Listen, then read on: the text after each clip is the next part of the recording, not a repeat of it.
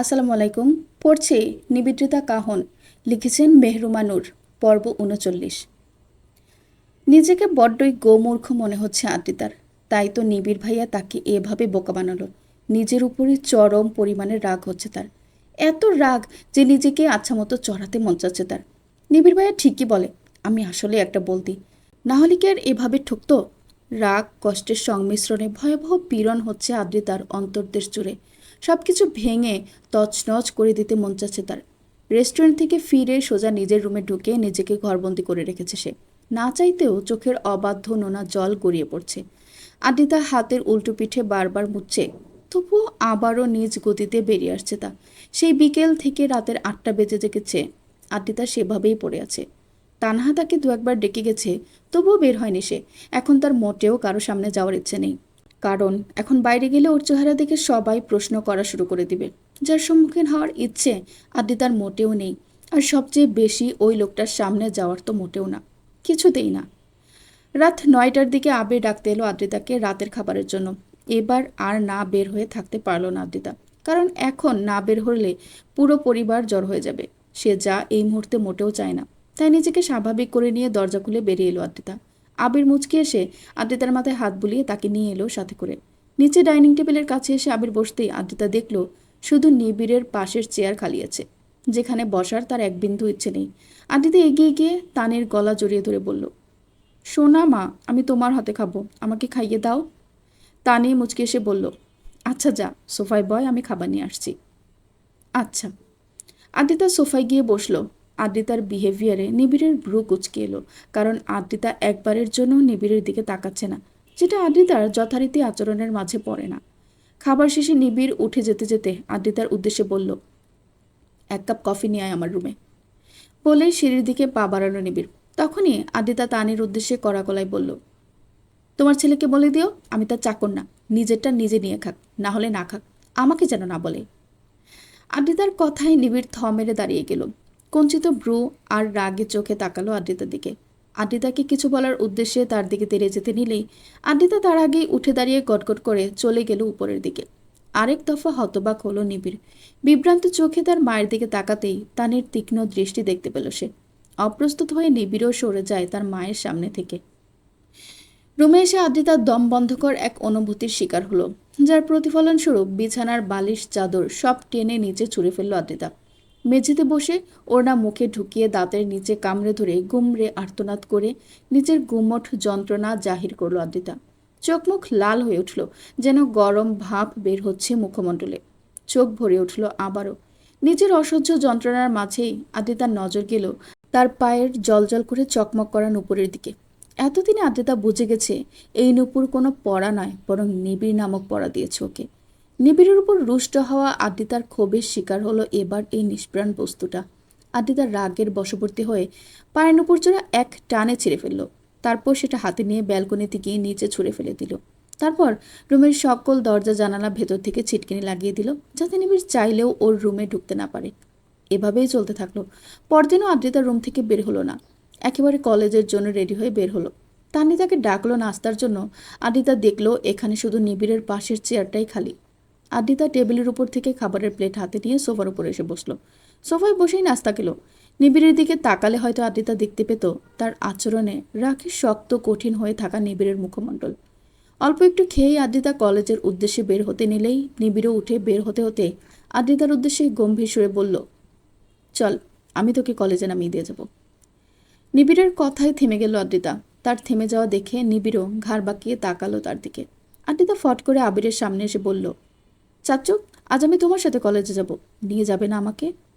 আবির মুচকে এসে বলল, হ্যাঁ হ্যাঁ অবশ্যই, আমার অরিমামনির কথা ফেলার সাহস আছে নাকি আমার, চলো যাই। আদ্রিতা আবিরের হাত ধরে বাইরে বেরিয়ে গেল। তা দেখে রাগে নিবিড়ের চোয়াল যেন আরো শক্ত হলো। রাগে পায়ের কাছে থাকা সুর একটা একটা লাথি মেরে ফেলে দিয়ে হন হন করে সেও বেরিয়ে গেল। আদ্রিতা পড়তে বসেছে, তবে আজকে টিচার ভিন্ন। আদ্রিতা আজই অন্য একটা টিউটরকে আসতে বলেছে। নিবিড়ের সামনাসামনি হওয়ার কোনো পথই সে খোলা রাখতে চায় না। তাই তো আজই অন্য টিচার খুঁজে বের করে বাড়িতে বলেও দিয়েছে তা। আদ্রিতার পড়ানোর মাঝেই রোজকার অভ্যাস অনুযায়ী নিবিড়ও চলে এলো ওর রুমে। টিচার থাকায় রুমের দরজা খোলাই ছিল। নিবিড় দরজা খুলে ভেতরে ঢুকতেই আদ্রিতার সামনে অন্য টিচার দেখে কদম থেমে গেল তার। দরজা খোলার শব্দে আদ্রিতার টিচার তার দিকে ফিরে তাকালো। তবে আদ্রিতা তাকালো না। সে না দেখেও বুঝতে পারছে কে এসেছে। আদ্রিতা টিচার নিবিড়ের উদ্দেশ্যে বলল, জি কিছু বলবেন? নিবিড় যেন চরম অস্বস্তি বোধ করল, সাথে ক্রোধ হলো মাত্রাতিরিক্ত। সে কিছু না বলে উল্টো ঘুরে বেরিয়ে গেল। আদ্রিতা তখন স্যারকে বলল, উনি আমার চাচাতো ভাই, হয়তো এমনি এসেছেন। ও আচ্ছা। এর কিছুক্ষণ পরেই নিবিড়ের রুম থেকে ভাঙচুরের শব্দ এলো আদ্রিতার কানে। আদ্রিতা তাতে ভ্রুক্ষেপ না করে পড়ায় মন দিল। এভাবেই 3 দিন কেটে গেল। আদ্রিতা কোনোভাবেই নিবিড়ের সামনে যায় না। কাজ ছাড়া রুমের বাইরেই বের হয় না সে। নিজেকেও ঘরবন্দি করে রাখে। এমনকি ফোন থেকেও নিবিড়ের নাম্বার, ফেসবুক আইডি সব ব্লক করে দিয়েছে। একই ছাদের নিচে থেকেও হাজার হাজার মাইল দূরত্ব করে ফেলেছে নিজেকে সে। রাত তখন 12টা প্রায়। আদ্রিতা পড়াশোনা শেষ করেছে মাত্রই। হঠাৎ ভীষণ পানির পিপাসা পেল তার। ঘরের পানির বোতলটাও খালি হয়ে গেছে। অগত্যা আদ্রিতা দরজা খুলে নিচে গেল পানি আনতে। নিচে রান্নাঘরে এসে ফ্রিজ থেকে পানি বের করে খেলো। তারপর ঘরের বোতলটা ভরে ফিরতে নিলেই হঠাৎ কারোর সাথে ধাক্কা খেল সে। মাথা তুলে দেখল সে নিবিড়। তার ভয়ানক অগ্নির দুটি চোখ দেখে ভয়ে আদ্রিতার হাত থেকে পানির বোতল পড়ে গেল নিচে। আদ্রিতা কোনো কিছু বুঝে ওঠার আগেই নিবিড় এক হাতে তার মুখ চেপে ধরে অন্য হাতে আদ্রিতাকে পেঁচিয়ে ধরে তাকে নিয়ে বাইরের দিকে এগুলো। আদ্রিতা ছাড়া পাওয়ার জন্য ছটফট করতে লাগলো। মুখ দিয়ে শব্দ বের হলো তার। তবে ছাড়া পেল না সে।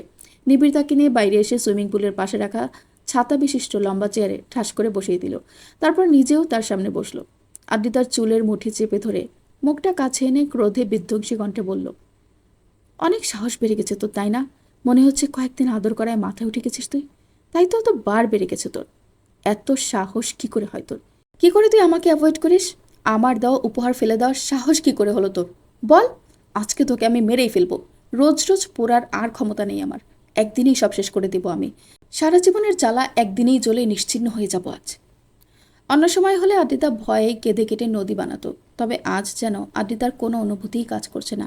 আদ্রিতা নির্বাক শূন্য চোখে তাকিয়ে আছে নিবিড়ের দিকে, যেন সে কোনো রোবট। কোনো কথা বা প্রতিক্রিয়া কিছুই দেখাচ্ছে না সে। আর এতে যেন নিবিড়ের রাগ আরও তরতর করে বাড়ছে। এবার সে ক্রোধে উন্মাদের মতো করে বলল, কি হলো? কথা বলছিস না কেন? কথা বল, কথা বল বলছি। দেখ অরি, রাগ এমনিতে অনেক আছে, আর বাড়িস না আমার। না হলে কিন্তু সত্যি সত্যি গলা টিপে মেরে ফেলবো তোকে আমি। এই পর্যায়ে আদ্রিতা মুখ খুলল। শূন্য চোখে তাকিয়ে কিঞ্চিত তাচ্ছিল্যের সুরে বলল, প্লিজ গো অ্যাহেড। এবার যেন চমকালো নিবিড়। তার চোখে মুখে রাগের পরিবর্তে করুণ বিস্ময় আর অদ্ভুত ভীতিতে খেলে গেল।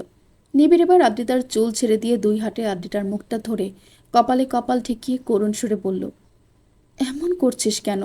কি হয়েছে তোর, বল না। তুই তো আমার মিষ্টি পুতুল ছিলি। এমন কঠোরতা কেন দেখাচ্ছিস? কেন এভাবে পুড়িয়ে মারছিস আমাকে? অপরাধী কোনো অপরাধের দায় এভাবে দণ্ডিত, সেটা তো জানার অধিকার আছে তার। তাহলে আমার অপরাধ কি? আদ্রিতার ভেতরটা গুমড়ে উঠেছে। সে নিজেকে শক্ত রাখতে পারছে না। অনেক কষ্টে শুধু বলল, আপনি কেন অপরাধ করতে যাবেন? অপরাধ তো আমি করেছি, আপনার আর আপনার প্রেমিকার মাঝে এসে। তাই তো আপনাকে কষ্ট করে মিথ্যা বলে চুরি করে রেস্টুরেন্টে দেখা করতে হচ্ছে আপনার প্রেমিকার সাথে। তাহলে অপরাধী তো আমি, তাই না? মাথা তুলে তাকালো এবার নিবিড়। ব্রু কুচকে তাকালো সে। বিস্মিত গলায় বলল, হোয়াট? কি আবল তাবল বকছিস তুই? আমার প্রেমী? এতটুকু বলতেই হঠাৎ যেন কিছু মনে পড়ল নিবিড়ের। সে বলল, 1 মিনিট, তুই কি জেনে কথা বলছিস? আদ্রিতা তাচ্ছিল্যের সুরে বলল, কেন, আরও আছে নাকি? নিবিড়ের দমে যাওয়া রাগটা যেন আবার ফিরে এলো তার মুখাবয়বে। দাঁত কিরমির করে বলল, তোকে আসলেই অনতিবিলম্বে মেরে ফেলা আবশ্যক হয়ে গেছে। তা না হলে তোর মতো বলদি এই পৃথিবীকে আবারও আদিমানবের যুগে ফেরত নিয়ে যাবে। মানে কেউ কতটা ইডিয়ট হলে বিষয়ের সত্যতা না জেনেই এত আবাল্যপনা করতে পারে? তুই শুধু জেরিনকে আমার সাথে বসা দেখি সব খেয়ালখুশি কাহিনী বানিয়ে নিলি। ওই ব্যাপারে আমাকে কিছু জিজ্ঞেস করার ন্যূনতম সেন্সটুকুও নেই তোর। আদ্রিতা অভিমানের সুরে বলল, কি জিজ্ঞেস করব? আপনাদের সিক্রেট ডেট কেমন হলো তাই? নিবিড় ধমকের সুরে বলল, শাট আপ ইডিয়ট, তোর স্টুপিডিটির লেভেল আর নামাস না। আরে আমি ওখানে মিটিংয়ের জন্য গেছিলাম। আউটডোর মিটিং ছিল। মিটিং শেষে ক্লায়েন্ট চলে যেতেই হঠাৎ জেরিন কোত্থেকে যেন এসে বসে পড়ে। এখন রেস্টুরেন্টের সবার সামনে একজন নারীকে তাকে কিছু না বলে উঠে আসাটা নিশ্চয়ই মানবিকতার মাঝে পড়ে না। ভদ্রতার খাতিরে আমারও অনিচ্ছা সত্ত্বেও থাকতে হয়েছে। তবে হ্যাঁ, এটা সত্যি যে সে তার কথার মাধ্যমে আমাকে বোঝাতে চাইছিল যে সে এখনও আমার প্রতি দুর্বল। তবে সেটা একান্তই তার বিষয়। সেটাকে বদলানো আমার হাতে নেই। আমার হাতে শুধু আমার নিজের মনোভাবের দায়িত্ব আছে, অন্য কারো না। আর আমার মনোভাব তাকে স্পষ্ট বুঝিয়ে দিয়ে উঠে এসেছিলাম ওখান থেকে। ব্যাস এতটুকুই। সব শুনে আদ্রিতা সত্যি সত্যি বোকা হয়ে গেল। নিজের বোকামের জন্য নিজেরই রাগ হচ্ছে, তার সাথে ভয়ও হচ্ছে। না বুঝে যে কাণ্ড করেছে। নিবিড় তাকে এখন সত্যি সত্যিই না মেরে ফেলে। নিবিড় আবার বলল, তোর বিশ্বাস না হলে আমি আমার ক্লায়েন্টকে ফোন করছি। বলেই নিবিড় ফোন বের করতে নিলেই আদ্রিতা নিবিড়ের হাত ধরে আটকে দিল। আস্তে করে বলল, লাগবে না। নিবিড় দাঁতে দাঁত চেপে বলল, কেন লাগবে না? এই সামান্য কারণে তুই গত 3 দিন হলো আমাকে যে দহনে ঝলসে দিচ্ছিলি, তার কি হবে? নিবিড় এক হাতে আদ্রিতার থুতনি চেপে ধরল, যার দরুন আদ্রিতার ঠোঁট দুটো পাউটের মতো চোখা হয়ে গেল। নিবিড় রাগে সুরে বলল, এখন বল, তোকে কি করা যায়? এই পানিতে চুপিয়ে মারবো, নাকি ছাদ থেকে ছুঁড়ে ফেলে মারবো? Choice is yours. বল কি করা যায়? আদ্রিতার ঠোঁট চোখা অবস্থাতে অস্পষ্ট সুরে বলল, ছেড়ে দেওয়া যায়। মাসুম বালিকার নাদানি ভেবে মাফও করা যায়। আদ্রিতার এভাবে কথা বলা দেখে নিবিড়ের রাগ হঠাৎ গায়েব হয়ে গেল। সে ফট করে আদ্রিতার বাচ্চাদের মতো চোখা হয়ে থাকা ঠোঁটে আলতো করে হালকা কামড় দিয়ে দিল। তারপর বলল, যা, এবারের মতো ছেড়ে দিলাম। কারণ তোর জায়গায় আমি থাকলে আমিও হয়তো তোর থেকে বেশি খেপে যেতাম। যেখানে তোর প্রতিযোগী অন্য কারো নজরে থাকা আমার বরদাস্ত হয় না, সেখানে আমাকে অন্য কারোর সাথে দেখে তোর রাগটাও জায়েজ। কিন্তু তোকে আগেও বলেছি, আজ আবারও বলছি, নিবিড়ের রক্তে তুই নামক বিষাক্ত মিশ মিশে আছে। সেই ঘাতক বিষের থেকে মুক্তি পাওয়ার কোনো উপায় নেই আমার। এই বিষেই নিজেকে বিসর্জিত করেছি আমি। তাই অযথা নিজেকে আর আমাকে কষ্ট দিস না। আদিতা অপরাধী সুরে বলল, সরি। নিবিড় বুকে জড়িয়ে নিল তার প্রাণ ভ্রমরাটাকে। কিছুক্ষণ পর হঠাৎ ছট করে মাথা তুলল আদিতা, যেন আচমকা কিছু মনে পড়েছে তার। আদিতা নিবিড়কে ছেড়ে ফট করে উঠে দাঁড়িয়ে দৌড় দিল সামনের দিকে। নিবিড় কিছুটা ভ্যাবাচাকা খেয়ে সেও আদিতার পেছনে যেতে যেতে বলল, কি হলো? কোথায় যাচ্ছিস তুই? পুতুল, তারা বলছি। আদিতা থামল না, দৌড়ে বাসার পেছন সাইডে এলো। সেখানে এসে বিভ্রান্তের মতো হন্য হয়ে ঘাসের মাঝে কিছু খুঁজতে লাগলো। সেদিন ব্যালকনি থেকে এখানেই নুপুর জোড়া ফেলেছিল সে, কিন্তু এখন নেই কেন? কেউ কি পেয়ে নিয়ে গেল তাহলে? আদিতা পাগলের মতো ঘাসের মাঝে হাতিয়ে হাতিয়ে খুঁজতে লাগলো। নিবিড় এসে দাঁড়ালো ওখানে। আদিতার খোঁজা দেখে যেন সে বুঝতে পারলো সবটা, তাই গম্ভীর গলায় বলল, অরি, চল এখান থেকে। আদ্রিতা উঠল না। সে পাগলের মতো খুঁজেই যাচ্ছে। খুঁজে না পেয়ে একসময় কান্না এসে গেল তার। সে কাঁদছে আর এলোমেলোভাবে খুঁজছে। নিবিড় আবারও বলল, অরে চল, এখানে কিচ্ছু নেই। আদ্রিতার কানে যেন নিবিড়ের কথা যাচ্ছেই না। সে নিজের মতো নুপুর খুঁজছে আর কাঁদছে। ঘাসের মাঝে এলোমেলো হয়ে হাঁটাতে গিয়ে আদ্রিতার হাতে একটা ভাঙা কাচের টুকরা ঢুকে গেল। সে ব্যথা পেয়ে হালকা আর্তনাদ করে ঝাঁকাতে লাগলো। এবার আর দাঁড়িয়ে থাকতে পারল না নিবিড়। ঝট করে আদ্রিতাকে কোলে তুলে নিয়ে চলে আসতে লাগলো। আদ্রিতা ছাড়া পাওয়ার জন্য হাত পা ছোটাছুটি করতে করতে বলল, ছাড়ুন আমার নূপুর, ছাড়ুন। নিবিড় আদ্রিতাকে কোলে নিয়ে এসে সুইমিং পুলের পাশে বসালো। আদ্রিতার হাতটা ধরে সামনে এনে দেখলো হাত থেকে রক্ত বের হচ্ছে। নিবিড় চোয়াল শক্ত করে ক্রুদ্ধ চোখে তাকালো আদ্রিতার দিকে। সুইমিং পুলের পানি দিয়ে হাতের রক্ত ধুয়ে দিল। তারপর পকেট থেকে রুমাল বের করে আদ্রিতার হাত বেঁধে দিল। আদ্রিতা আবারও উঠে যেতে চাইল সেখান থেকে। এবার নিবিড় তাকে উচ্চস্বরে ধমক দিয়ে বলল, অরি, বললাম না ওখানে কিছু নেই। আদ্রিতা অবাক সুরে বলল, আপনি কিভাবে জানলেন? 1 মিনিট, আপনি তখনও বলেছিলেন আমার দেওয়া উপহার ফেলে দেওয়ার সাহস কি করে হলো তোর? তার মানে নূপুর আপনার কাছে, তাই না? প্লিজ দিয়ে দিন আমাকে। আমার কাছে কোনো নূপুর টুপুর নেই। দেখুন, মিথ্যে বলবেন না। আমি জানি নূপুর আপনার কাছেই আছে। প্লিজ দিয়ে দিন না আমাকে। দেখ, প্রথমত তোর নূপুর টুপুরের খবর আমি জানি না। দ্বিতীয়ত, যখন কেউ কারোর দেওয়া উপহারের অবজ্ঞা করে, তখন তার সেটা ফিরে পাওয়ার কোনো অধিকার নেই। আদ্রিতা কান্নাজড়িত কণ্ঠে বলল, সরি না, আর কখনো ভুল হবে না। এমন করছেন কেন? প্লিজ দিয়ে দিন না। দরকার হলে কান ধরে উঠবোস করবো আমি, তাও দিন প্লিজ। ঠিক আছে, আগে উঠবোস কর, তারপর ভেবে দেখব। আদ্রিতা উঠে দাঁড়িয়ে সত্যি সত্যি কান ধরে উঠবোস করতে লাগলো। কিছুক্ষণ পর ক্লান্ত হয়ে বলল, এখন দিন প্লিজ। কি দিব? আমার কাছে দেওয়ার মতো কিছুই নেই। দেখুন, এটা কিন্তু চিটিং। আপনি বলেছিলেন কান ধরে উঠবোস করলে নূপুর দিবেন। কখন বললাম? আমার কথার মাঝে নূপুর নামের শব্দ একবার উচ্চারণ করেছি আমি? আমি বলেছি ভেবে দেখব। তো ভেবে দেখার বিষয়টা কোনটা সেটা তো আর বলিনি। তাহলে দিবেন না আপনি? আরে থাকলে না দিব। দিবেন না তো? ঠিক আছে, না দিলেন আপনার কলিজার ভেতরে ঢুকিয়ে রাখুন। বলেই আদ্রিতা কাঁদতে কাঁদতে দৌড়ে বাড়ির ভেতর চলে গেল। তা দেখে মাথা নেড়ে হাসল নিবিড়। রাতে কাঁদতে কাঁদতে ঘুমালেও পরদিন সকালে আবারও নিজের পায়ে নুপুরজোড়া শোভা পেতে দেখল আদ্রিতা। খুশিতে লাফিয়ে উঠল সে, মনে মনে বলল, দৈত্যদানবটা এতটাও খারাপ না। পর্ব 40। খুশি মনে হেলে দুলে নাচতে নাচতে আদ্রিতা নুরানের রুমে এসে পৌঁছালো। রুমে ঢুকে দেখলো নুরান রুমে নেই। ওয়াশরুমের দরজা বন্ধ দেখে বুঝলো নুরান ওয়াশরুমে। আদ্রিতা গিয়ে নুরানের বিছানায় বসতেই হঠাৎ নুরানের ফোনে মেসেজ টোন শুনতে পেল। ফোনের দিকে তাকাতেই নীলাম্বরী নামের আইডি উপরে ভেসে উঠতে দেখলো সে। কৌতূহলবশত আদ্রিতা ফোনটা হাতে নিয়ে মেসেজ ওপেন করলো। এইমাত্র মেসেজ দেখতে গিয়ে নুরান আর নীলাম্বরীর আইডির সকল চ্যাট আদ্রিতার নজরে এলো। তার নীরব চুপচাপ গায়ের মতো ভাইটা যে তলে তলে টেম্পু চালাচ্ছে তা দেখে আদ্রিতা হতবাক হয়ে গেল। মনে মনে তার দুষ্ট বুদ্ধি এলো। নীলাম্বরীর কারেন্ট মেসেজ ছিল, কি করছো? আদ্রিতা দুষ্টুমি করে তার রিপ্লাই দিল, তোমার পিড়িতে রঙিন জলে হাবুডুবু খাচ্ছে প্রিয়তমা। তুমি আমার জান, তুমি আমার প্রাণ। তোমার না দেখলে আমার মন করে আনচান। ওগো প্রিয়তমা, আমার কাছে এসে আমাকে তোমার পিড়িতের কাঁঠালের আঠা দিয়ে দুজনকে একসাথে চিপকে দাও। টেক্সট সেন্ড করে খিলখিল করে হাসতে লাগলো আদ্রিতা। অনেকক্ষণ পর রিপ্লাই এলো, নুরান, তোমার শরীর অসুস্থ নাকি নাকি উল্টাপাল্টা কিছু খেয়েছো? কি বলছো এসব আবল তাবল?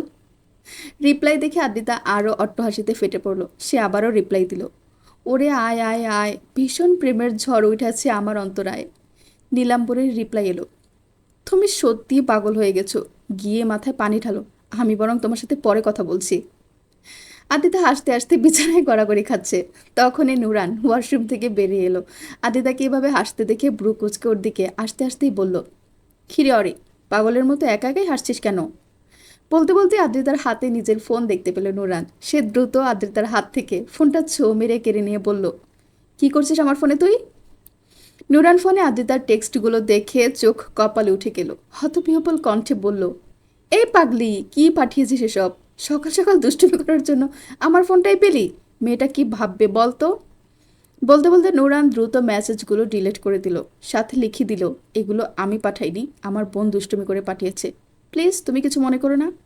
আদ্রিতা নুরানের হাত টেনে ধরে বিছানায় বসিয়ে দিয়ে বলল, আগে তুমি বলো, কবে থেকে চলছে এসব? হ্যাঁ, আর আমাকে জানাওনি কেন? তলে তলে টেম্পো চালাচ্ছ। নুরান কিছুটা শাসনের সুরে বলল, অরি, অনেক বেশি বাদর হয়ে যাচ্ছিস দিন দিন। এসব কি অভদ্র ভাষা ব্যবহার করিস? কোত্থেকে শিখিস এসব? আচ্ছা আচ্ছা, সরি, এখন বলো না ভাইয়া, মেয়েটা কি, কবে থেকে চলছে তোমাদের? নুরান আবারও শাসনের নজরে তাকালো আদ্রিতার দিকে। আদ্রিতা ফিচেল হেসে বলল, আই মিন কথা, কবে থেকে কথা চলছে তোমাদের তাই বলতে চাচ্ছিলাম। নুরান বলল, সেটা এমনিতেও তোকে বলতাম। ওর নাম তনয়া। গত কয়েক মাস হলো পরিচয়। এতদিনে শুধু ভার্চুয়ালি চ্যাট হতো, গত 3 দিন পূর্বে দেখা করেছি। ও, তার মানে সেদিন তোমার এক্সিবিশনের প্রয়োজন বুঝি এটাই ছিল? নুরান হ্যাঁ বলল। তারপর তনয়ের বিষয়টাও খুলে বলল ও। ওকে। সব শুনে আদিতা তার ভাইয়ের কাজে আবারও মুগ্ধ হলো। আদিতা উৎসুক কণ্ঠে বলল, ভাইয়া, আমি তাকে দেখবো একবার, একটু ভিডিও কল করি। আদিতা অনুমতিস্বরূপ কথাটা বললেও তা অনুমোদিত হওয়ার অপেক্ষা করল না এক মুহূর্ত। নুরানের কিছু বলার আগে আদিতা ছো মেরে নুরানের ফোনটা নিয়ে তনয়াকে ভিডিও কল করে বসলো। নুরান থেকে বাধা দিতে গিয়েও সক্ষম হলো না। নুরান নিজেই কখনো তনয়াকে ভিডিও কল করেনি, ভাবছে মেয়েটা কি ভাববে কে জানে। কিছুক্ষণ রিং হওয়ার পর ফোনটা রিসিভ হলো। ওপাশ থেকে তনয়াকে দেখা যাচ্ছে, তার লম্বা এলো কেশ ছড়িয়ে আছে তার কাঁধ বেয়ে। নুরানের তনয়ার এই লম্বা চুলগুলো ভীষণ পছন্দ হয়। সেদিন প্রথম এই চুল দেখেই তার মনে দোলা দিয়েছিল। মেয়েটা ক্যামেরার সামনে আদিতাকে হয়তো একটু অপ্রস্তুত হয়ে পড়েছে দেখে। নুরান পরিচয় করিয়ে দিল আদিতার সাথে। আদিতা তনয়ের জড়তা মুহূর্তেই কাটিয়ে দিল তার বকবকানি কথায়। আদিতা তনয়কে দেখেই বলল, ও, কত কিউট তুমি, মন চাচ্ছে ফোনের মাঝে ঢুকিয়ে তোমার গাল টেনে দেই। সত্যি বলছি, আমার সামনে এলে তোমার গাল আর বেঁচে থাকবে না। আদিতার কথায় তনয় লজ্জা পেয়ে হাসল। তার এই হাসিতে নুরানের হৃদকুঞ্জ শীতলতায় ভরে গেল। আদিতা তার বকবকানির ঝুলি খুলে বসলো তার সাথে। নুরান শুধু আদিতার পেছন থেকে দেখে গেল তনয়াকে। তনয়াও মাঝে মাঝে আর চোখে তাকালো নুরানের দিকে। চোখের ভাষায় হলো তাদের আলাপন। নিবিড় অফিস থেকে বাসায় ফিরতেই লিভিং রুমের সবাইকে জড়ো হওয়া দেখতে পেল। সবার মাঝেই কেমন চিন্তা আর উদ্বেগ দেখা যাচ্ছে। নিবিড় এগিয়ে এসে বলল, কিছু কি হয়েছে? সবাই কেমন দেখাচ্ছে কেন? নিবিড়ের প্রশ্নে সবাই একজন আরেকজনের মুখে চাওয়াচাই করতে লাগলো। নিবিড় এবার একটু উচ্চস্বরেই বলল, কেউ কিছু বলবে? আবির এই পর্যায়ে বলে উঠল, আসলে অরিমামণি কলেজ থেকে এখনো বাড়ি ফেরেনি। ড্রাইভারকে ফোন করলাম, বলল অরি নাকি গাড়ির কাছে আসেইনি, কিন্তু কলেজ তো ছুটি হয়েছে আরও 3 ঘন্টা আগে। মেয়েটা ফোনও বন্ধ আসছে। নুরান কিছুক্ষণ আগেই গেল কলেজের দিকে। কোথায় গেল মেয়েটা কে জানে। চিন্তায় মাথা ফেটে যাচ্ছে আমার। ওর কোনো ক্ষতি হয়ে গেলে ভাইয়াকে কি জবাব দিব আমি? নিবিড় যেন স্তব্ধ হয়ে গেল। কানে শুধু বারবার আদিতাকে পাওয়া যাচ্ছে না এই বাক্যটাই ঘুরছে। এলোমেলো বিভ্রান্ত নজর ডানে বামে ঘুরতে লাগলো তার। পরপরই হঠাৎ পাগলের মতো দৌড়ে বেরিয়ে গেল সে। পেছন থেকে সবাই কতবার ডাকলো তাকে, সে ফিরল না। তানি ধপ করে সোফায় বসে পড়ল। সবকিছু কেমন যেন এক অশুভ সংকেত দিচ্ছে তাকে। তার কলিজার টুকরোগুলোর যেন কোনো ক্ষতি না হয়, এটাই তার শুধু প্রার্থনা। নিবিড় গাড়ি স্টার্ট দিয়ে ফুল স্পিডে ছোটালো সে আদ্রিতার কলেজের দিকে। মাথা কপাল ঘামে দরদর করছে তার। গলা শুকিয়ে যাচ্ছে মরুভূমি যেন। হাত পায়ের মাঝে মৃদ কম্পন ঘটছে। সে কিভাবে আদ্রিতার কলেজে এসে পৌঁছালো তার হুঁশ নেই। কলেজে পৌঁছালে গাড়ি থেকে নেমেই কলেজের ভেতরে গেল। ভেতরে এসে নুরানকে দেখতে পেল সে। নুরান আতঙ্কিত স্বরে নিবিড়কে বলল, ভাইয়া, অরি নেই ভেতরে, আমি খুঁজে দেখলাম। নিবিড়ের দ্রুত কদম কিছু সময়ের জন্য স্থির হয়ে গেল। তারপর কেমন অস্বাভাবিক সুরে বলল, আরে তুই ভালো করে খুঁজিস নে বোধ হয়। দাঁড়া, আমি খুঁজে বের করে আনছি বটটাকে। বলেই উন্মাদের মতো সারা কলেজ তন্ন তন্ন করে খুঁজতে লাগলো। নুরানও সাথে খুঁজলো, কিন্তু পেল না কোথাও। শেষে নিবিড় কলেজের সিকিউরিটি ডিপার্টমেন্টের কাছে গিয়ে সিসিটিভি ফুটেজ দেখতে চাইল। সিসিটিভি ফুটেজে আদ্রিতাকে কলেজ ছুটির পর গেটের বাইরে যেতে দেখা যাচ্ছে। নুরান চিন্তিত গলায় বলল, অরে বাইরে গিয়ে তাহলে গাড়ির কাছে না গিয়ে গেল কোথায়? ভাইয়া, কি করবো এখন আমরা? নিবিড়ের মাঝে সব ছন্নছাড়া হয়ে যাচ্ছে। অস্থিরতায় সারা শরীর ঝিনঝিন করছে তার। অশান্ত কণ্ঠে বলল, কি আর করব? খুঁজে বের করব। নিশ্চয়ই সেদিনের মতো বান্ধবীদের সাথে কোথাও আড্ডা দিতে গেছে গাধিটা। একবার শুধু পায়ে হাতের কাছে। হাত পা ভেঙে যদি ঘরে বসিয়ে না রেখেছি, আমার নামও নিবিড় না। তুই বামের রাস্তায় যা, আমি ডানের দিকে গিয়ে খুঁজছি। আর হ্যাঁ, ওর একটা বান্ধবী আছে না, ইভা না কি নাম যেন, বাড়িতে ফোন করে বল কারো কাছে যদি ওর নাম্বার থাকে তাহলে যেন ওর কাছে ফোন দিয়ে অরির ব্যাপারে জিজ্ঞেস করে। ওকে ভাইয়া।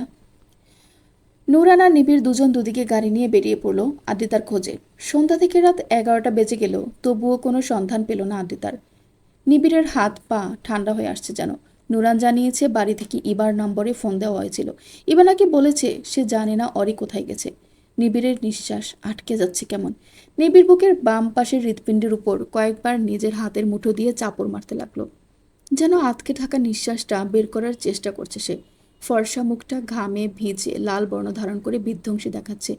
নিবিড় অশান্ত এলোমেলো হাতে এসির পাওয়ারটা বাড়াতে গিয়ে বেখেয়ালিতে রেডিওর বাটনে চাপ লেগে রেডিও চালু হয়ে যায়। রেডিওতে রাত 11টার খবর চলছিল তখন। যদিও নিবিড়ের সেদিকে কোনো খেয়াল নেই, তবে হঠাৎ একটা খবর কানে এলো তার।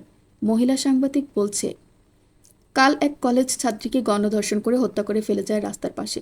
জরিপ অনুযায়ী ঢাকা শহরে ধর্ষণের সংখ্যা দিন দিন বেড়েই চলেছে। রোজ কোনো নারী ধর্ষণের শিকার হচ্ছে। খবরটা কানে আসতেই সজোরে ব্রেক কষল নিবিড়।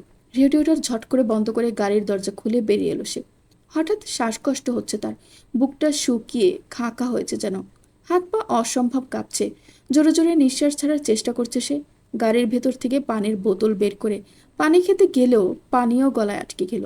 বিষম খেয়ে কাশতে লাগলো নিবিড়। কাশতে কাশতে নাড়ি ভুড়ি উল্টে আসতে লাগলো যেন তার। মুখ দিয়ে লালা বের হতে লাগলো। মুখমণ্ডলের রক্ত জমাট হয়ে গেল কেমন। নিচে বসে হাঁপাতে লাগলো সে। কতক্ষণ পর নিবিড় রাস্তার উপর থেকে একটা পাথর হাতে নিয়ে গাড়ির ভেতর বসিয়ে রেডিওর উপর পাথর দিয়ে আঘাত করে রেডিও ভেঙে ফেললো। ভাঙতে ভাঙতে বিড়বিড় করে বলতে লাগলো, যত সব অকার্যই খবরের চ্যানেলগুলো ফালতু খবর শুনিয়ে বেড়ায়। নিজেকে একটু সামলে নিয়ে আবারও গাড়ি স্টার্ট দিল। পাগলের মতো খুঁজে বেড়ালো সারা শহর তার যান আবদ্ধ থাকা পাখিটাকে। রাত প্রায় তখন 12টা। গাড়ি করা রাস্তায় অনেকটাই কমে গেছে। নিবিড় চারিদিকে চোখ বোলাচ্ছে আর গাড়ি চালাচ্ছে। হঠাৎ গাড়ির সামনে একটা মেয়েকে দেখতে পেল সে।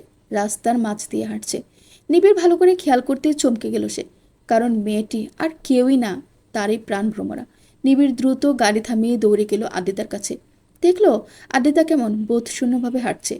প্রচণ্ড রাগে ক্ষিপ্ত হলো নিবিড়। সে তেড়ে গিয়ে আগে আদ্রিতার ধরে কোনো কিছু না বলেই ওকে গাড়ির ভেতর নিয়ে এসে পেছনের সিটে ঠাস করে বসালো।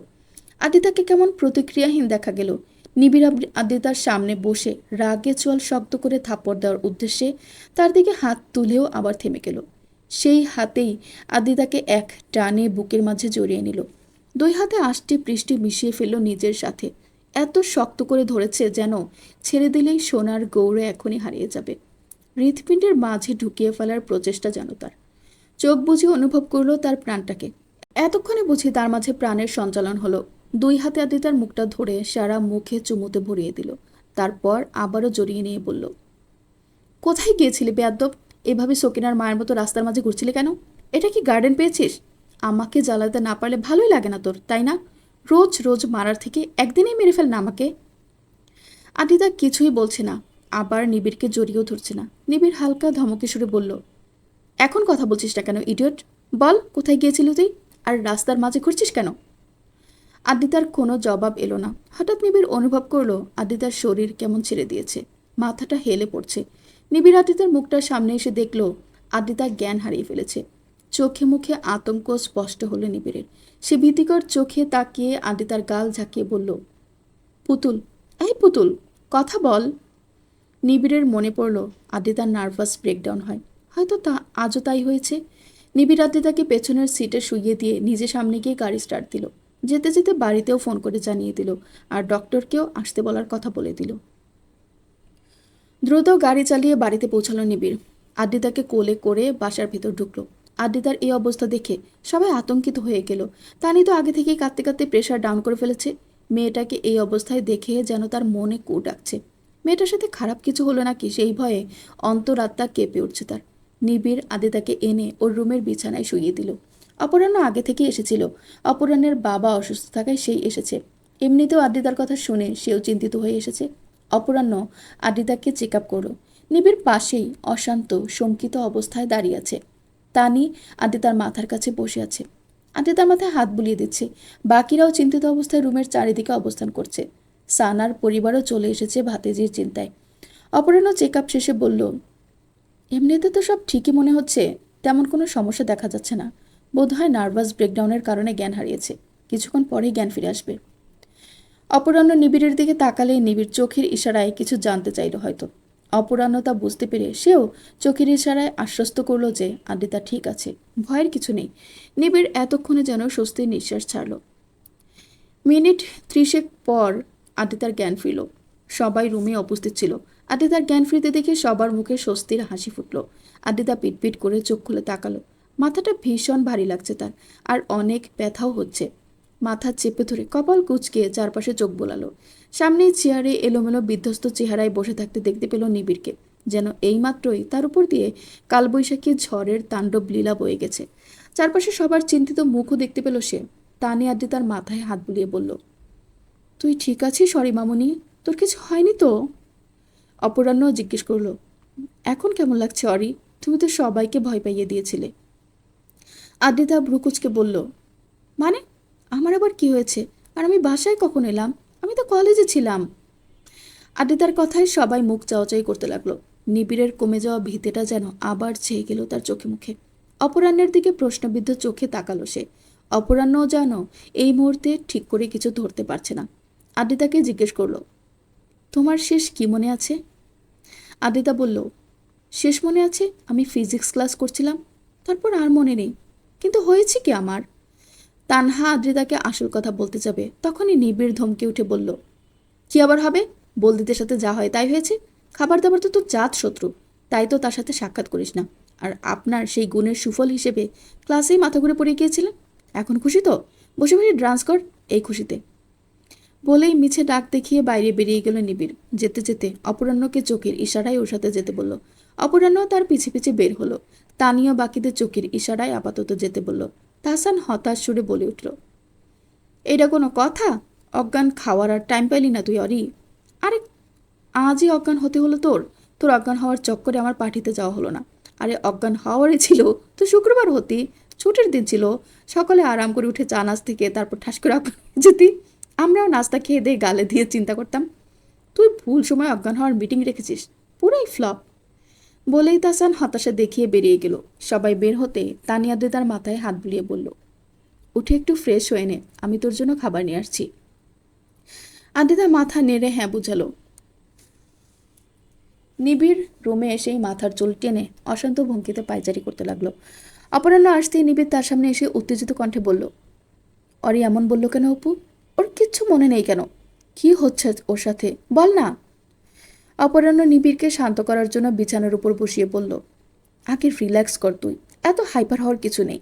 দেখ, অনেক সময় এমন মানুষের মস্তিষ্কও অনেক সময় ব্ল্যাঙ্ক হয়ে যায়, কিছু সময় মাথা থেকে চলে যায়। এর অনেকগুলো কারণ থাকতে পারে, টেনশন, ট্রমা বা কোনো নেশাজাতীয় খাওয়ার কারণেও হতে পারে। এছাড়াও আরও অনেক কারণও হতে পারে। হতে পারে ওর অজান্তে এমন কিছু খেয়েছিল যাতে অ্যালকোহল থাকতে পারে। শুধু মদেই না, অনেক রকম প্যাকেট জাতীয় খাবারের মাঝেও অ্যালকোহল থাকে এবং তা বেশি মাত্রায় খেলেও অনেক সময় নেশা হয়। হতে পারে অরি এমন কিছু খেয়েছিল। তাই তুই আগেই বেশি টেনশন নিস না, আগে যাক কয়েকদিন, এর মাঝে অরি ঠিক থাকলেই বোঝা যাবে কোনো সমস্যা নেই। আর যদি, নিবিড় অস্থির কণ্ঠে বলল, আর যদি কি? কি বলতে চাচ্ছিস তুই? আরে কিছুই না বাপ, শুধুই বলছি আবার যদি কোনো সমস্যা হয় তখন না হয় প্রপার টেস্ট করিয়ে নিব অরির। এখন শুধু শুধু চিন্তা করিস না, আমি আসছি এখন। অপরাহ্ন চলে গেল। বুঝিয়ে দিলেও নিবিড়ের মন পুরোপুরি আশ্বস্ত হতে পারছে না। মনে অজানা শঙ্কা এসে ঘর করেছে যেন, নিবিড়ের পুতুল সোনাটার কিছু হলো না তো। পর্ব 41। সেই দিনের পর এক সপ্তাহ পার হয়ে গেছে। এর মাঝে আর আদ্রিতার মধ্যে তেমন কোনো সমস্যা দেখা যায়নি। সবার জীবন আপন গতিতেই চলছে। আদ্রিতাকে এখন রোজ নিবিড়ই কলেজে দিয়ে আসে আর নিয়ে আসে। হাজার ব্যস্ত থাকলেও সে এই কাজ বাদ দেয় না, বরং কলেজ ছুটি হওয়ার আধ ঘন্টার আগেই এসে অপেক্ষা করে সে। সেদিনের পর থেকে তার মাঝে এক অজানা ভীতি কাজ করে সর্বদা। তাই তো কোনো রিস্ক নিতে রাজি না সে। এতে অবশ্য আদ্রিতার ভালোই লাগে, নিবিড়ের সাথে আসা যাওয়া করতে তার আনন্দ লাগে অনেক। তবে আজকাল নিবিড় ভাইয়া মাঝে মধ্যে কেমন যেন বিহেভ করে। আদ্রিতার সব ব্যাপারে কেমন একটুতেই হাইপার হয়ে যায়। আদ্রিতা একটু কাশলেও সে উদ্বিগ্ন হয়ে ওঠে। এসবের কারণ বুঝতে পারে না সে। আজও আধ ঘন্টা আগেই কলেজে এসে উপস্থিত হয়েছে নিবিড়। আশেপাশের মেয়েগুলো আসতে যেতে তার উপর নজর টিকিয়ে যাচ্ছে। নিবিড়কে দেখিয়ে বোঝা যাচ্ছে অনেক টায়ার্ডনেস তার মাঝে। ঘামে ভিজে শার্টটা লেপ্টে আছে শরীরের সাথে, যেন অনেক কাজ শেষ করতে না করতেই আবারও তাড়াহুড়ো করে এখানে পৌঁছেছে সে। কিছুক্ষণ পরেই সামনে থেকে আদ্রিতাকে আসতে দেখা গেল। তাকে দেখেই নিবিড়ের সব ক্লান্তি যেন মুহূর্তেই ছুমন্তর হয়ে গেল। স্বস্তিময় হাসি ফুটল তার ঠোঁটে। আজকাল মেয়েটাকে চোখের সামনে না দেখা পর্যন্ত যেন তার অশান্ত মন শান্তই হয় না। আদ্রিতা হেঁটে এসে হাসি মুখে নিবিড়ের সামনে দাঁড়ালো। তার হাসিমাখা ওই মায়াবী মুখটায় নিবিড়ের হৃদয়ে যেন খুঁজে পেল এক আকাশ প্রশান্তি। আদ্রিতা নিবিড়ের কাছে এসে বলে উঠল, আপনি এত আগে এসে রোদে দাঁড়িয়ে থাকেন কেন? দেখুন কত ঘেমে গেছেন। এত বেশি পণ্ডিতি করতে হবে না তোর, গাড়িতে বয়। আদ্রিতা নিবিড়ের পাশের সিটে বসলো। নিবিড় বসতেই আদ্রিতা গাড়িতে রাখা টিস্যু বক্স থেকে টিস্যু বের করে নিবিড়ের কপালের ঘাম মুছে দিতে দিতে বলল, আগে এসেছেন যখন গাড়িতে এসির মাঝে বসে থাকলেও তো পারেন, বাইরে রোদের মাঝে থাকার কি দরকার? নিবিড় মায়াময় শীতল চোখে তাকালো আদ্রিতার দিকে। আদ্রিতার ঘাম মুছে দেওয়া হাতটা ধরে হাতের উল্টো পিঠে চুমু খেলো। তারপর এক হাতে আদ্রিতার মাথাটা এগিয়ে এনে তার কপালে চুমু খেয়ে বলল, তুই ঠিক আছিস? আদ্রিতা হাসি মুখে বলল, আমার আবার কি হবে, আমি একদম ফিট অ্যান্ড ফাইন আছি। নিবিড় মুচকে এসে বলল, তাহলে নিবিড়ও ঠিক আছে, তুই ঠিক থাকলেই হলো, তাহলেই সব ঠিক। আদ্রিতাকে এক হাতে জড়িয়ে নিয়ে গাড়ি স্টার্ট দিল নিবিড়। গাড়ি চালাতে চালাতেই নিবিড় বলল, জানিস আজ ফাইজা ফোন দিয়েছিল, বলল ও আর ওর শ্বশুরবাড়ির পরিবার নাকি ঢাকায় বেড়াতে আসবে কিছুদিন পর। আদ্রিতা তা শুনে বলে উঠল, ফাইজা? সে আবার কে? দেব এক থাপ্পড়, মজা করিস আমার সাথে? আরে মজা করবো কেন, সত্যি সত্যি জিজ্ঞেস করছি, কে এই ফাইজা, কি হয় আপনার? আদ্রিতার এই কথা শুনে তৎক্ষণাৎই ঝট করে গাড়ির ব্রেক কষল নিবিড়। এত জোরে ব্রেক করলো যে আদ্রিতার সামনের দিকে ঝুঁকে গেল। গাড়ি ব্রেক করে চমকে ওঠার মতো তাকালো নিবিড় আদ্রিতার দিকে। চোখে মুখে তার প্রচণ্ড রকম ভীতি ছেয়ে গেল, যেন আঁতকে উঠেছে সে। নিবিড় ঢোক গেলে শঙ্কিত গলায় বলল, দেখ করি, এমন ফালতু মজা করলে কিন্তু আমার চেয়ে খারাপ কেউ হবে না। আদ্রিতা কিছুটা অভিমানের সুরে বলল, আরে ধুর, বললাম তো মজা করছি না, যান, জিজ্ঞেস করবো না কিছু। তোর সত্যি মনে নেই ফাইজাকে? না তো, কেন, আমার কি তাকে চেনার কথা নাকি? নিবিড়ের হাত পায়ের মাঝে হঠাৎ মৃদু কম্পন শুরু হলো যেন। এসির মাঝেও দরদর করে ঘামতে লাগলো সে। চোখে মুখে তার অজানা আতঙ্কের ছাপ স্পষ্টিত হচ্ছে। নিবিড় অন্যদিকে মাথা ঘুরিয়ে জোরে জোরে কয়েকটা ভারী অশান্ত নিঃশ্বাস ছাড়ল। তারপর জোরপূর্বক মুচকি এসে নিজেকে স্বাভাবিক দেখিয়ে আদ্রিতার দিকে তাকিয়ে বলল, আরে হ্যাঁ, তোর মনে না থাকারই কথা। অনেক ছোটবেলায় দেখেছিলি তো, আমাদের চাচাতো বোন হয় সম্পর্কে। ও আচ্ছা। নিবিড় আবার গাড়ি স্টার্ট দিল। এর মাঝে আর একটা কথাও বলল না সে, যেন ভেতরে ভেতরে সে গভীর চিন্তায় মশগুল আছে। বাসায় এসেই নিবিড় দ্রুত নিজের রুমে গিয়ে সবার আগে অপরাহ্নকে ফোন করলো। অপরাহ্ন ফোন ধরতেই নিবিড় উত্তেজিত কণ্ঠে বলল, অপু, অরের কিছু হয়েছে। অপরাহ্ন মজার সুরে বলল, কস কি মামা, বিয়ের আগেই বাপ হওয়ার প্রসেসিং চালু করে দিছোস? Shut up Apu, I am serious. আচ্ছা ওকে, সরি, বল কি হয়েছে। নিবিড় অপরাহ্নকে তখনকার ব্যাপারটা খুলে বলল। তারপর বলল, অপু, ও ফাইজাকে ভুলে গেছে, ভাবতে পারছিস তুই? নিবিড় রিল্যাক্স, দেখ আগে এত হাইপার হোস না। হ্যাঁ, বিষয়টা একটু সন্দেহজনকই মনে হচ্ছে, তবে এত জলদি কোনো সিদ্ধান্তে যাওয়া ঠিক হবে না। আমাদের আরও কয়েকদিন অবজারভেশনে করতে হবে ওরের অ্যাক্টিভিটি। দেখতে হবে সে আরও অস্বাভাবিক কথা বা কাজ কিছু করে নাকি, তারপরে কিছু বোঝা যাবে। আর যদি তেমন কিছু না হয় তাহলে তো চিন্তার কিছু নেই। তুই একটু শান্ত হ আপাতত। ফোন কেটে দিল নিবিড়। অপরাহ্ন যাই বলুক, তার ভেতরে ভীতি যেন কমছে না। তার সব দোয়াতে শুধু একটাই চাওয়া, নিবিড়ের পুতুলটা যেন সবসময় ভালো থাকে। বিকেলে আদ্রিতাকে পড়াতে বসেছে নিবিড়। যদিও আদ্রিতার অন্য টিচার রাখতে দেখে রাগ করে আর নিবিড় পড়াতে চায়নি তাকে, তবে আদ্রিতা তার ভুল বুঝতে পেরে সেই টিচারকে আবার মানা করে দিয়েছে আর নিবিড়কে পড়ার জন্য মানিয়েছে। পড়াতে পড়াতেই নিবিড় বলল, গত সপ্তাহে যে অঙ্কগুলো দিয়েছিলাম সেগুলো কমপ্লিট করেছিস? আদ্রিতা বলে উঠল, অঙ্ক? গত সপ্তাহে কি অঙ্ক দিয়েছিলেন? কই, আমার তো মনে নেই। নিবিড় আবারও চমকে গেল আদ্রিতার কথায়, তবে পরক্ষণেই আবার ভাবল এটা হয়তো আদ্রিতার পড়ার ফাঁকিবাজি হতে পারে। তাই টেবিলের উপর কাঠের স্কেলটা নিয়ে সশব্দে একটা বাড়ি মেরে বলল, আবারও ফাঁকিবাজি শুরু করেছিস? তোর এসব ধুরন্ধরগিরি আমার সাথে চলবে না। পড়া ফাঁকি দেওয়ার জন্য এখন ভুলে যাওয়ার বাহানা করছিস? আদ্রিতা ভয়ে কাঁদো কাঁদো মুখ করে বলল, সত্যি বলছি, মনে নেই আমার। এই দেখুন খাতা। আদ্রিতা ওর ম্যাথ খাতাটা নিবিড়ের সামনে দিল। নিবিড় সেটা খুলে দেখতে লাগলো। নিবিড় খাতা খুলে দেখলো এবং যা দেখলো তাতে নিবিড়ের ভীতি আরও বাড়ল। নিবিড় দেখলো আদ্রিতা ওর খাতায় একই জিনিস বারবার করে লিখে লিখেছে, যেন সে ভুলেই গেছে যে সে ওই জিনিস আগেও করেছে। এসব দেখে নিবিড়ের মাথা ঘুরতে লাগলো। সে কোনো রকমে বলল, আচ্ছা, আমি দাগিয়ে দিচ্ছি, সেগুলো করতে থাক। আমার মাথা ব্যথা করছে, আজ আর পড়াতে পারবো না, বাকিটা একাই কর। বলেই দ্রুত উঠে গেল নিবিড়। মন মস্তিষ্ক প্রচণ্ড পরিমাণে অশান্ত হচ্ছে তার। অশুভ কিছুর আভাস তার ভেতর বাহির আতঙ্কের বশবর্তী করে দিচ্ছে। রাতে খেতে বসলে আদ্রিতা অনীহা প্রকাশ করে বলল, সোনা মা, আমার একদম খেতে ইচ্ছে করছে না, আমি আজ খাবো না। তানি হালকা শাসনে সুরে বলল, অরি, আবারও শুরু করেছো? আমি বলেছি না রাতে না খেয়ে শোয়া চলবে না, ভদ্র মেয়ের মতো খেয়ে নাও। সত্যি বলছি সোনা মা, আমার একদমই খেতে ইচ্ছে করছে না, কেমন উকি উকি লাগছে, খাবার খেলেই বমি হয়ে যাবে, প্লিজ। পাশ থেকে নিবিড় রাগে স্বরে বলল, তোর প্লিজের আলু ভর্তা বানিয়ে খা। খাবার না খেয়ে যদি এক পাও নড়েছিস তাহলে টেবিলের সব খাবার তোর মুখে ঢুকাবো আমি। এমনিতেই ঠাস ঠাস করে জ্ঞান হারিয়ে ফেলছেন ম্যাডাম, আরও না খেয়ে থেকে কি অজ্ঞান হওয়ার ওয়ার্ল্ড রেকর্ড করতে চাস? চুপচাপ খাবার শেষ কর। পাশ থেকে বাকিরাও আদ্রিতাকে খাবার খাওয়ার জন্য জোর দিতে লাগলো। এক একজন এক একভাবে বলছে তাকে।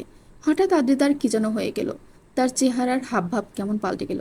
সে আচমকা ঝট করে উঠে দাঁড়িয়ে হাতের কাছে থাকা প্লেটটা উঠিয়ে ঠাস করে নিচে সজোরে আছাড় মেরে ফেলে দিল। সিরামিকের প্লেটখানা মুহূর্তে কয়েক টুকরোয় খণ্ডিত হয়ে জমিনে ছড়িয়ে পড়ল। পরপরই আদ্রিতা পানি ভরা জগটা উঠিয়ে একইভাবে আছাড় মেরে ফেলে দিল। গ্লাসটাও ফেলল। ফেলতে ফেলতে ভীষণ ক্ষিপ্তভাবে বলতে লাগলো, বললাম না খাবো না, কেন জোর করে সবাই? কেন আমার কথা কেউ শোনেই না, সবাই খালি বকে। এসব বলতে বলতে পেছনের চেয়ারটাও ধাক্কা দিয়ে ফেলে দিল। ওখান থেকে সরে গিয়ে সোফার সামনে টি টেবিলের উপর রাখা জিনিসপত্রগুলো এক এক করে ফেলতে লাগলো সব, আর মুখে পাগলের মতো একই কথা বারবার বলতে লাগলো। চোখ মুখের ভাব ভীষণ অস্বাভাবিক তার, তীর তীর করে কাঁপছে চোখের পাপড়ি, মুখমণ্ডল লাল হয়ে উঠেছে। এভাবে ভাঙচুর করে দৌড়ে উপরে নিজের রুমে চলে গেল সে। পরিবারের সবাই যেন হতভম্ব হয়ে গেল আদ্রিতার হঠাৎ এমন আচরণে। সবাই শক খাওয়ার মতো স্তম্ভিত হয়ে গেল, যেন ঘোরের মাঝে আছে সবাই। এই মুহূর্তে যা ঘটে গেল তা যেন অকল্পনীয়। আদ্রিতার এমন আচরণের কারণ কিছুই বুঝতে পারল না তারা। সবাই থ মেরে গেল যেন। তবে নিবিড়ের চেহারায় আতঙ্কের ছাপ স্পষ্ট। হাতের মুঠোয় থাকা চামচটা সজোরে চেপে ধরেছে সে। নিঃশ্বাসের চলন ক্রমেই গতি কমাচ্ছে তার। বিভ্রান্ত চোখের নজর অস্থির হয়ে এলোমেলো ছুটছে। ব্লাড প্রেশার দ্রুত গতিতে ঊর্ধ্বমুখী হচ্ছে তার। হঠাৎ উঠে দাঁড়িয়ে দ্রুত পায়ে বাইরে বেরিয়ে গেল সে। তানিসহ বাকিদেরও টেনশন হচ্ছে আদ্রিতাকে নিয়ে।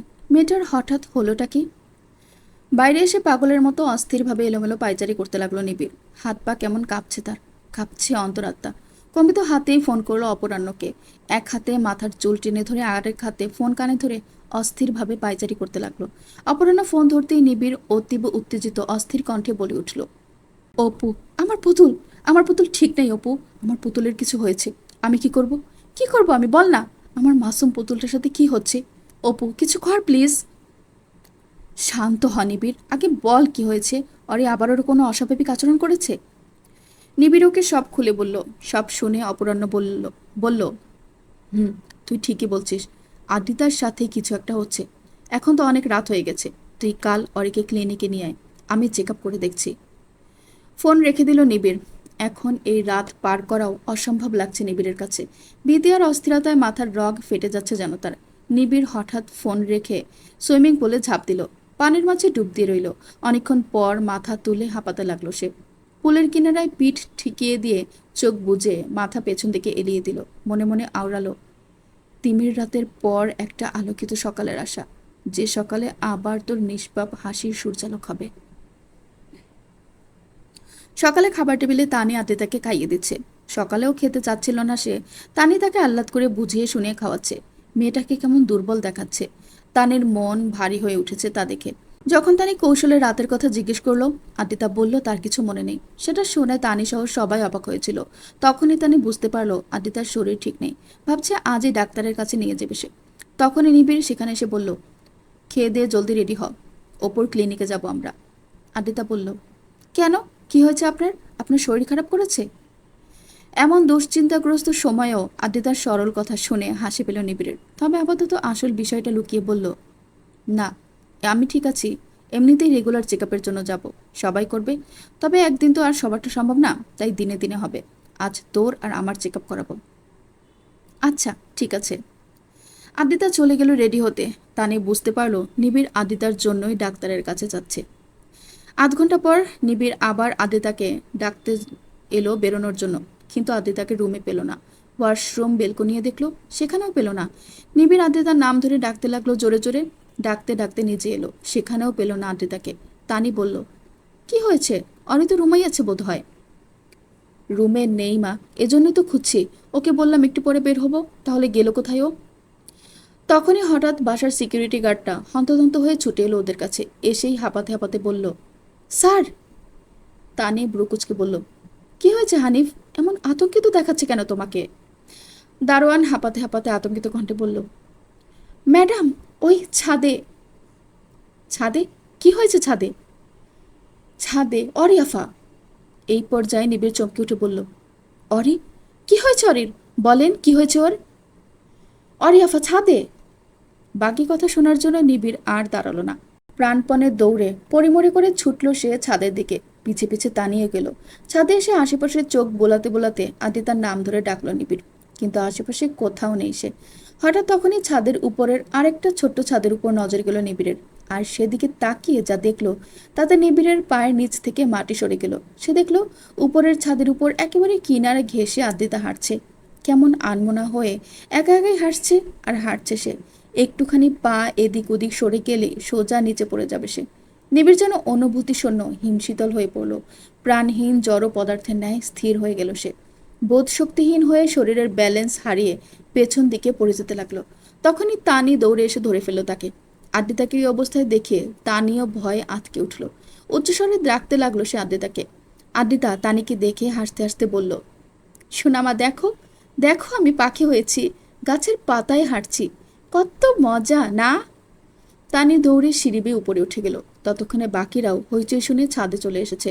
তারাও আদ্রিতাকে ওখানে দেখে ভীষণ আতকে গেল। নুরান বোনকে বাঁচাতে দৌড়ে উপরে উঠে গেল। আবিরও ছুটল। তানি আদ্রিতাকে ধরে কিনারা থেকে সরিয়ে আনতে চাইল, কিন্তু আদ্রিতা আসবে না। সে পাগলের মতো হাসছে আর বলছে, ছাড়ো আমাকে, আমি পাতার উপর হাঁটবো। নুরান আর আবির এসে সবাই একসাথে মিলে আদ্রিতাকে জোর করে টেনে নিচে নামিয়ে আনলো। নিচে নেমে আদ্রিতা নিবিড়কে দেখে বাচ্চাদের মতো হাসলো। তার সামনে এসে বলল, আজ আমি পাখি হয়েছি, উড়ে যাব অনেক দূরে। নিবিড়ের হৃৎপিণ্ডের হাজারখানা অদৃশ্য ধারালো ছুরি একসাথে যেন খচ করে বিঁধল। নিঃশ্বাস ছাড়া দায় হয়ে যাচ্ছে তার। নিবিড় কাঁপা হাতটা আদিতার দিকে এগোতেই আদিতা হঠাৎ জ্ঞান হারিয়ে নিচে পড়ে যেতে নিলে নিবিড় ধরে ফেলল তাকে। আদিতাকে কোলে তুলে নিয়ে দ্রুত পায়ে নিচে নেমে এলো। আদিতার রুমে এসে বিছানায় শুইয়ে দিল তাকে। সবাই আদিতার এই অবস্থায় চিন্তায় ভেঙে পড়ল। তানি কাঁদতে কাঁদতে আদিতার পাশে এসে বসলো। নুরানও তার কলিজার বোনটার এই অবস্থা সহ্য করতে পারছে না। নিবিড় আদিতাকে বিছানায় শুইয়ে দিয়ে ধীরে ধীরে পেছাতে লাগলো। দুই হাতে নিজের মাথা চেপে ধরে পেছাতে পেছাতে দেয়ালের সাথে টেকে গেল। একসময় দেয়াল ঘেঁষে বসে পড়ল সে। নিবিড় যেন চোখের সামনে নিজের দুনিয়া নড়ে উঠতে দেখছে। বুকটা চলছে ভয়ঙ্কর ভাবে। বুকে হাত ঘষতে লাগলো সে। নিঃশ্বাস নিতে পারছে না। মুখ দিয়ে হাওয়া বের করে শ্বাস প্রশ্বাস স্বাভাবিক করতে চাইল সে, তবে তা যেন সম্ভব হচ্ছে না। বিছানায় অচেতন পড়ে থাকা আদিতার ওই ফ্যাকাশে মুখটা তাকে বারবার দুমড়ে মুচড়ে দিচ্ছে। পর্ব 42। চোখ খুলে আদিতা নিজেকে ক্লিনিকের বেডে পেল। অপরাহ্ন তার চেক আপ করছে। পাশে চেয়ারে বিধ্বস্ত ফ্যাকাশে মুখে নিবিড় বসে আছে। আদিতা মাথা চেপে ধরে উঠে বসে বলল, কি হয়েছে আমার? আমি এখানে কখন এলাম? অপরাহ্ন জোরপূর্বক হেসে বলল, হারে কিছুই হয়নি তোমার। এটা তো রেগুলার চেক আপ করছিলাম শুধু। তুমি ঘুমিয়ে গিয়েছিলে, তাই হয়তো মনে নেই কখন এসেছো। আদিতা দুর্বল হেসে বলল, ও আচ্ছা আচ্ছা, আমি তোমার মেমোরি চেক করার জন্য কিছু প্রশ্ন করব, ঠিক আছে? আচ্ছা আচ্ছা, বলো তো আজ কী বার আর কোন মাস? আজ নভেম্বর মাসের মঙ্গলবার। ঠিক। তোমার বাসার ঠিকানা আর ফোন নাম্বার বলো তো। আদিতার ঠিকানাটা ঠিক বলল, তবে নম্বরটা বলতে গিয়ে আটকে গেল। নম্বর মনে করতে পারলো না। অপরাহ্ন বলল, আচ্ছা ব্যাপার না, তুমি কোন কলেজে পড়ো? আমি। আদিতা আটকে গেল। মনে করতে পারছে না কলেজের নাম। এইভাবে অপরাহ্নের আরো অনেক প্রশ্নের উত্তর দিতে গিয়ে আটকে গেল সে। সেসব মনে নেই তার। সেসব দেখে নিবিড়ের হাত পা কাঁপছে। হৃৎপিণ্ডও চেপে আসছে তার। আদিতা নিজেও ওসব মনে করতে না পেরে বিস্মিত হয়ে গেল। তবে অপরাহ্ন তাকে অজুহাত দিয়ে বুঝিয়ে দিল সে ঠিক আছে। অপরাহ্ন আদিতাকে বাইরে গিয়ে বসতে বলল। আদিতা বাইরে যেতেই অপরাহ্ন নিবিড়ের উদ্দেশ্যে বলল, দেখ, শান্ত হয়ে আমার কথা শোন। আগেই হাইপার হোস না। আদিতার সিমটম দেখে প্রথমে যা সন্দেহ হয় তা হলো অ্যালজাইমার। এই রোগে আক্রান্ত রোগী ধীরে ধীরে সব ভুলতে শুরু করে। প্রথমে ছোট মোটো জিনিস ভুলে যায়, তারপর আস্তে আস্তে সব ভুলতে শুরু করে। তবে এখানে একটা কিন্তু আছে। তুই আমাকে আদিতার অন্য আচরণগুলোর কথা যা বললি, সেটা এই ডিজিজে দেখা যায় না। যেমন হঠাৎ উত্তেজিত হয়ে যাওয়া, আবার বেহুশের মতো ছাদের উপর হাঁটা, এগুলো এই ডিজিজে কমন না। তাই এক্স্যাক্টলি আদিতার সমস্যাটা কি তা আগেই বলা যাচ্ছে না। ওর ব্লাড স্যাম্পল নিয়েছি, সেগুলো ল্যাবে পরীক্ষা করাবো। আর একটা এমআরআই করতে হবে। 2 দিন লাগবে টেস্টের রিপোর্ট আসতে। এসবের রেজাল্ট দেখেই আসল বিষয়টা বোঝা যাবে। নিবিড়ের শ্বাসতন্ত্রে যেন জমাট বেঁধে গেল। আতঙ্কে হৃৎপিণ্ড হিম হয়ে যাচ্ছে তার। আতঙ্কের ভয়াবহ ধারালো কাটা যেন প্রতিটি স্নায়ু কোষে বিঁধে যাচ্ছে। সর্বশক্তি হ্রাস পাচ্ছে নিবিড়ের। চোখ বুজে নিজেকে অনেক কষ্টে সামলে নিয়ে বাইরে বের হলো। বাইরে আদ্রিতা তানের কাঁধে মাথা রেখে বসে আছে। তানহাও আছে সাথে। আসার সময় ওরা সাথে এসেছে। আদ্রিতার মুখটা কেমন ফ্যাকাশে দুর্বল দেখাচ্ছে। ওই মুখটা দেখেই নিবিড়ের বুকের মাঝে মুষড়ে ওঠে। সে এগিয়ে গেল ওদের কাছে। তানহার উদ্দেশ্যে বলল, তোরা বস কিছুক্ষণ, আমি অরের এমআরআইটা করিয়ে নিয়ে আসি। আদ্রিতা বলে উঠল, কেন? এমআরআই করাতে হবে কেন? নিবিড় আদ্রিতাকে স্বাভাবিক করতে বলল, কারণ তোর মাথায় গোবর আছে নাকি বুড়িগঙ্গার পানি আছে তার খোঁজ করা হবে। চল এখন। আদ্রিতা ভেঙচি কাটল নিবিড়ের উপহাসে। নিবিড় আদ্রিতার হাত ধরে ল্যাবের দিকে নিয়ে গেল। ওরা যেতেই তানহার ফোনে অপরাহ্নের মেসেজ এলো। কেবিনে যেতে বলেছে তাকে। তানহা মায়ের দিকে তাকিয়ে আমতা আমতা করে বলল, মা, একটু ওয়াশরুম থেকে আসছি। ঠিক আছে। তানহা অপরাহ্নের কেবিনের দরজা ঠেলে ভেতরে ঢুকতেই আচমকা অপরাহ্ন তানহার হাত ধরে টেনে ভেতরে টেনে নিয়ে দরজা আটকে দিল। তানহা হুমড়ি খেয়ে অপরাহ্নের বুকে এসে পড়ল। অপরাহ্নের ঠোঁটে হাসির রেখা। তানহা লজ্জায় নুয়ে গেল। অপরাহ্ন তানহার গালে হাত রেখে বলল, কেমন আছো? মুখটা এমন শুকনো দেখাচ্ছে কেন? তানহা মলিন মুখে বলল, অরের এমন অবস্থা দেখে মন ভালো থাকবে কিভাবে? বাড়ির সবার মাঝে চিন্তা বিরাজ করছে। অরের কি হয়েছে বলুন না, ও কবে ভালো হবে? এখনই কিছু বলা যাচ্ছে না। কেস অনেকটা কমপ্লিকেটেড। তবে চিন্তা করো না, সব ঠিক হয়ে যাবে। আমাদের অরে আবারও প্রাণচঞ্চল হয়ে যাবে। তানহা অপরাহ্নের বুকে মাথা ঠেকিয়ে বলল, তাই যেন হয়। অরে আমাদের পরিবারের জান। ওর কিছু হয়ে গেলে সবাই ভেঙে পড়বে। অপরাহ্ন মনে মনে বলল, শুধু ভেঙে পড়বে না, অরির কিছু হলে নিবিড়ও বাঁচবে না, এটা সে খুব করে জানে। ক্লিনিক থেকে দুপুরের দিকে বাসায় ফিরল সবাই। নিবিড় ওদের বাসায় রেখে অফিসে চলে যায়। জরুরি একটা মিটিং রয়েছে, তাই যেতে হয়েছে, না হলে নিবিড়ের যাওয়ার ইচ্ছে ছিল না মোটেও। বাসায় তানি আদ্রিতাকে রুমে দিয়ে একটু আরাম করতে বলল। আদ্রিতা মাথা নেড়ে উপরে চলে গেল। তানি তানহাকে আস্তে করে বলল, আদ্রিতার সাথেই থাকতে, ওকে একা রাখা ঠিক হবে না। তানহা মাথা নেড়ে সম্মতি জানালো। ওরা যেতেই তানি দুপুরের রান্নার আয়োজনের জন্য রান্নাঘরের দিকে এগোলো। তানহা আদ্রিতার রুমেই কিছুক্ষণ বসে থাকলো। একটু পর আদ্রিতাকে ঘুমিয়ে যেতে দেখলো সে। তানহা ভাবলো, আদ্রিতা যেহেতু ঘুমিয়ে গেছে, এই সুযোগে গিয়ে একটু গোসলটা সেরে ফেলা যাক। এই ভেবে তানহা আদ্রিতাকে রেখে দরজা চাপিয়ে দিয়ে চলে গেল।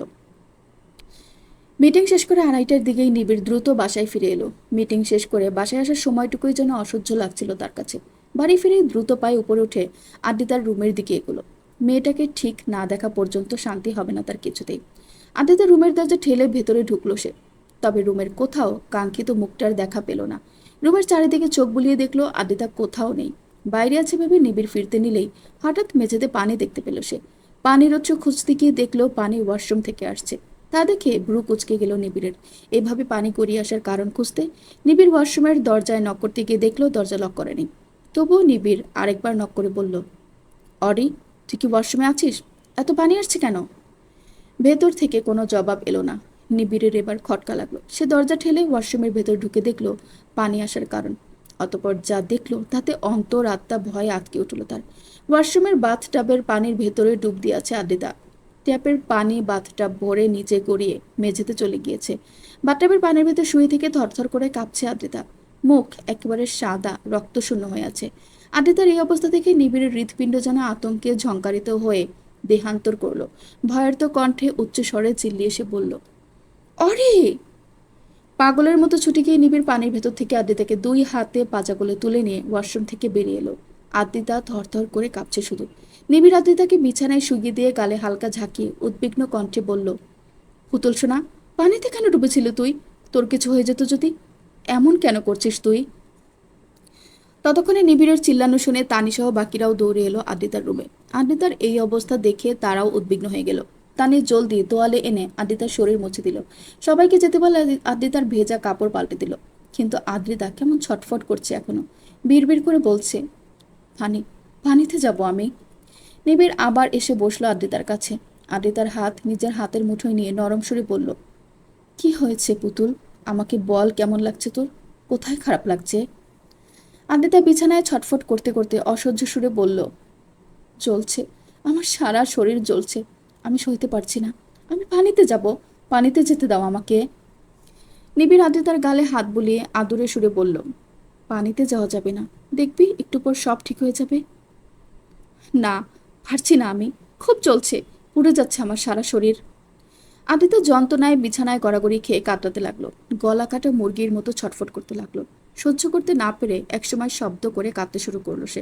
কাঁদতে কাঁদতে বেদনার্ত সুরে করুণ হয়ে বলতে লাগলো, অনেক যন্ত্রণা হচ্ছে, সইতে পারছি না, পানিতে নিয়ে যান, না হলে মরে যাব আমি। নিবিড়ের মনে হচ্ছে তার হৃৎপিণ্ডটা কেউ টেনে বের করে নিচ্ছে। সে থাকতে তার প্রাণ ভ্রমরাটা এত কষ্ট পাচ্ছে। এই অপরাগতায় নিজেকে মেরে ফেলতে মন চাচ্ছে। নিজেকে এই সময় দুনিয়ার সবচেয়ে অসহায় ব্যক্তি মনে হচ্ছে তার। আদ্রিতার এমন করুণ অবস্থা দেখে তানিও সহ্য করতে পারল না। মুখে আঁচল চেপে ধরে কাঁদতে কাঁদতে রুমের বাইরে চলে গেল। রুমে আপাতত অন্য কেউ নেই। আদ্রিতা এখনো ছটফট করছে আর কাঁদছে।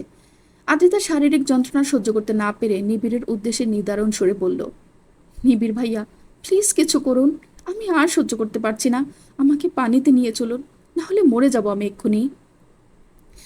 নিবিড় 2 হাতে আদ্রিতার মুখখানা ধরে করুণ আদরে সুরে বলল, এই পুতুল, আমার লক্ষ্মী সোনা পাখিটা, তাকা আমার দিকে, কিচ্ছু হবে না তোর, আমি কিছু হতেই দিব না। নিবিড় মুখ নামিয়ে আদ্রিতার কপালে চুমু খেলো। পরপর সারা মুখে অধৈর্য হলো। তারপর আদ্রিতার মাথা তুলে নিজের বুকের মাঝে জড়িয়ে নিল। আদ্রিতার সব যন্ত্রণা যেন নিজের মাঝে নিয়ে নিতে যাচ্ছে সে। তবে আদ্রিতার যন্ত্রণা এখনো কমছে না। কেউ আগুন ধরিয়ে দিয়েছে যেন ওর সারা শরীরে। পরনের যন্ত্রণা সইতে না পেরে আদ্রিতা নিবিড়ের বুকের অংশে সজোরে কামড় দিয়ে ধরল এবং কামড় দিয়ে ধরেই রইল। যন্ত্রণায় হুঁশহারা আদ্রিতা শরীরের সব শক্তি প্রয়োগ করে কামড়ে দিয়ে রইল। দাঁতগুলো সব চামড়ার ভেতর গেঁথে গেল। আদ্রিতার এমন ঘাতক কামড়ে নিবিড়ের সমস্ত লোমকূপ কাটা দিয়ে উঠল। তবুও দাঁতে দাঁত পিষে নিবিড় চোখ বন্ধ করে চুপচাপ সব সহ্য করলো। এই ব্যথা আদিতার সামনে কিছুই না। আদিতার এই ছটফট করা বেদনার্ত অবস্থা দেখার চেয়ে এই ব্যথাও ভালো। এতে যদি ওর পুতুলটার যন্ত্রণা কমে, তাহলে এর চেয়ে হাজার গুণ ব্যথা সে হাসতে হাসতে সইতে রাজি। এটাই তো তার সব দোয়াতে সর্বদা চাওয়া, আদিতার সব কষ্ট নিবিড়ের ঠিকানা হয়ে যাক। প্রায় 5 মিনিট ধরে এভাবে কামড়ে ধরে রাখলো আদ্রিতা। নিবিড়ের মুখমণ্ডল ব্যথায় লাল আভা ফুটে উঠেছে। দাঁত কিরমির করতে করতে কপাল আর গলার রগ ফুটে উঠেছে। অনেকক্ষণ এভাবে থাকার পর ধীরে ধীরে আদ্রিতার দাঁতের দৃঢ়তা কমে এলো। বুক থেকে দাঁত সরিয়ে ফেলল আদ্রিতা। আস্তে আস্তে শরীর ছেড়ে দিল তার। দুর্বল ক্লান্ত হয়ে মাথা এলিয়ে দিয়ে হাঁপাতে লাগলো। নিবিড় আদ্রিতার মাথায় হাত বুলিয়ে দিল। দুর্বল শরীরে একসময় ঘুমিয়ে গেল আদ্রিতা। নিবিড় তা বুঝতে পেরে আস্তে করে আদ্রিতাকে বালিশে শুকিয়ে দিল। মায়াময় করুণ চোখে তাকিয়ে রইল আদ্রিতার রুগ্ন মুখ পানে। ছোটবেলায় আদ্রিতার জ্বর হলে নিবিড় বৃষ্টিতে ভিজে নিজেও জ্বর বাঁধাতো। ভাবতো তাহলে আদ্রিতার জ্বর ওর কাছে চলে আসবে, এতে করে আদ্রিতার কষ্ট ওর মাঝে চলে আসবে আর ওর পুতুলটা হাসি খুশি হয়ে যাবে। কিন্তু আজ সে ওই কাজটা করতে পারছে না। সে আদ্রিতার সব কষ্ট নিজের করে নিয়ে আদ্রিতাকে আগের মতোই প্রাণচঞ্চল করে দিতে। আর এই অপরগতাই নিবিড়কে ভেতর থেকে শেষ করে দিচ্ছে। লাখো লাখো বিষাক্ত বিচ্ছুর দল চারিদিক থেকে জেকে পড়ে ওর ভেতরটা হৃৎপিণ্ড ছিন্ন ভিন্ন করে খাচ্ছে। এই যন্ত্রণা অসহনীয়। নিবিড় সব সইতে পারে, শুধু এই জিনিসটাই সহ্যসীমার বাইরে। নিবিড় অপরাহ্নের ক্লিনিকে বসে আছে। আজ 2 দিন পর আদ্রিতার রিপোর্ট এসেছে।